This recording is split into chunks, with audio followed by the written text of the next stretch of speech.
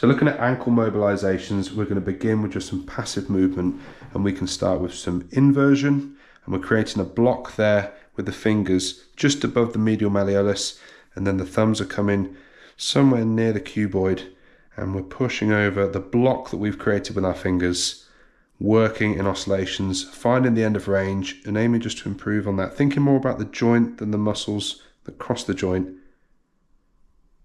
And then we can do the opposite just by changing the thumb position down just above the lateral malleolus. Fingers then come up, and we're trying to push over that block. Just make sure it doesn't become irritating on the lateral malleolus. To do that slightly easier, we can just interlock the fingers. Thumbs can form the block, and then we can move in oscillations. So we've got inversion, eversion. We can also look at plantar flexion and dorsiflexion. So we can do those the old-fashioned way, which is hold onto the calcaneus, some slight overpressure there through the metatarsals and phalanges, and the same in the opposite direction, supporting the tibia. But a way that I prefer to do it, which is more joint focused than muscular focused, is to interlock the fingers and dorsiflex like this. So it looks like we're not getting as much range as we might like. Actually, what we're doing is focusing on pushing that talus posteriorly and gliding the calcaneus anteriorly. So essentially we're aiming to push that up and the right hand down and back.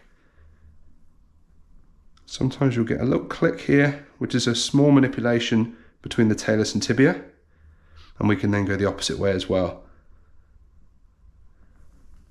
We can enhance those mobilisations with some traction. So all we need to do is lift the leg up, and now we've gapped the joints between calcaneus and talus, talus and tibia.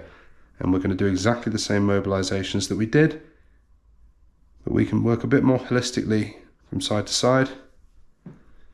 And with the dorsiflexion, now we start to get a bit of a clunk, which is completely normal. That's just the mobilisation of the talus on the tibia. Just make sure that it's not painful.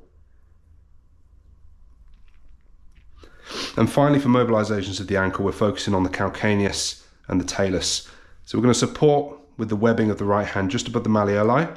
Left hand's going to come in and hold onto the calcaneus with quite a broad grip. We don't want to get pokey into the sides, that's going to cause pain. And from there we move in slow circles, aiming to pull that calcaneus in that direction as we move. Working in slow circles, slowly getting bigger. Some variations on tempo and intensity. Just make sure that they're not painful.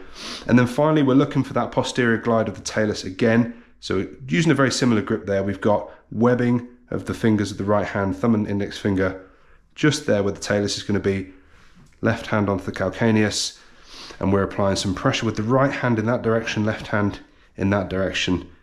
This is a kind of anterior-posterior draw test for the ankle, testing for laxity in the deeper ligaments, but we can mobilize in that position too. If they've got anterior ankle impingement, this can be particularly useful, and we can dorsiflex the ankle there as well for a slight variation on that.